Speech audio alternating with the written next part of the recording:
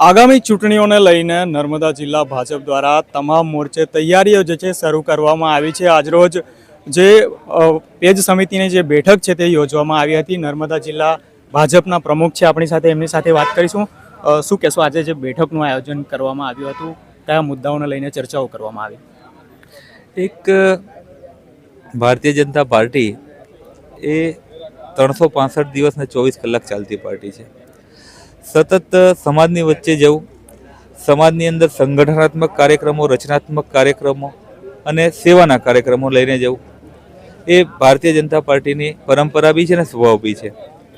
આજે નવા પ્રભારીની નિયુક્તિ પછી, નવી જિલ્લાની ટીમની નિયુક્તિ પછી દરેક જગ્યાએ, દરેક જિલ્લા પંચાયત સીટ પ્રમાણે આ પ્રકારના બૂથના કાર્યકર્તાઓ સાથે, બૂથ સમિતિના કાર્યકર્તાઓ સાથે પરિચય બેઠક અને સંવાદનો કાર્યક્રમ થતો હોય છે। એના અંતર્ગત આજે ડેડિયાપાડા તાલુકામાં નવાગામ જિલ્લા પંચાયત, મંડાળા જિલ્લા પંચાયત અને ડેડિયાપાડા જિલ્લા પંચાયત 3 જગ્યાએ આ કાર્યક્રમ છે। વાતમાં જે કાર્યકર્તાનો ઉત્સાહ છે એ ખૂબ સારો જોવા મળી રહ્યો છે। ખાસ કરીને આપણા દ્વારા જે વિપક્ષને હરાવવા માટેની ભાજપ દ્વારા કયા પ્રકારે રણનીતિઓ તૈયાર કરવામાં આવી છે, અને સૌથી પહેલાં જે બૂથના જે કાર્યકર્તાઓ છે તેઓને કયા પ્રકારે સૂચનો કરવામાં આવ્યા છે? એક દેશના વડાપ્રધાન આદરણીય નરેન્દ્રભાઈ મોદીના નેતૃત્વમાં જે પ્રકારે આજે દેશ વિકસિત ભારતનું સપનું જોઈ રહ્યું છે અને સપનાને સાકાર કરવા માટે તમામ મોરચાઓ પરથી કામગીરી થઈ જ રહી છે। આજે છેક છેવાડાના વ્યક્તિ સુધી રાજ્ય સરકાર અને કેન્દ્ર સરકારની યોજનાઓ પહોંચી રહી છે। આના કારણે એક વાતાવરણ સમાજની અંદર જે પોઝિટિવિટી વાળું ઊભું થયું છે એ, અને અત્યારે નર્મદા જિલ્લાની અંદર પણ જે ઉત્સાહ છે ભારતીય જનતા પાર્ટીને જીતાડવા માટેનો, ભારતીય જનતા પાર્ટી પ્રત્યે પ્રજાનો વિશ્વાસ એ ખૂબ ઉર્જા આપતું હોય છે। અને સંગઠનના કાર્યકર્તાઓનો, જે બૂથના કાર્યકર્તાઓનો જે પરિશ્રમ છે એના આધારે નિશ્ચિત રૂપથી આગામી સમયમાં એવું દેખાઈ રહ્યું છે કે અન્ય વિપક્ષોના અહીં આગળ કોઈ પ્રકારના ખાતા પણ ખુલવાના નહીં, એ પ્રકારની તૈયારી બૂથના કાર્યકર્તાઓ અને આખી સંગઠનની ટીમ અત્યારે કરી રહી છે।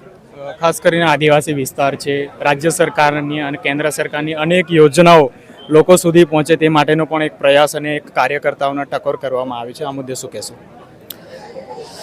એ જ કે આજે આપણે જોઈ રહ્યા છીએ કે આખી દેશ, દુનિયાની અંદર યુદ્ધની પરિસ્થિતિ હોય અને દેશો એકબીજા પર યુદ્ધ કરવા માટે જ્યારે ઉતાવળા થયા હોય, એ સંજોગોની અંદર પણ આજે કાર્યકર્તાઓ જોડે સંવાદ કરતા એમના તરફથી જે જાણવા મળ્યું કે આજે પણ જો આ પરિસ્થિતિની અંદર કિસાન સન્માન નિધિના પૈસા મળતા હોય, આયુષ્માન ભારતનું કાર્ડ મળતું હોય, તો જે છેવાડાના વ્યક્તિ દેશની આઝાદી પછી આટલા વર્ષો સુધી જે વ્યક્તિઓના બેંકમાં ખાતા પણ નહોતા ખોલવા દીધા, આજે આ બેંકમાં ખાતા ખોલવાના કારણે કેન્દ્ર સરકારની, રાજ્ય સરકારના સીધા લાભ બધા, વિધવા પેન્શન હોય, વૃદ્ધા પેન્શન હોય, કિસાન સન્માન નિધિ હોય, હમણાં જ જે કમોસમી વરસાદ થયો હતો એના પછી જે રાહત પેકેજ બી મળ્યું, એક ઘરમાં જેટલો પણ નુકસાન થયું હોય ખેડૂતોને, બધા ખેડૂતોને પૈસા પહોંચાડવાનું કામ થયું છે, એનો લાભ લીધો છે।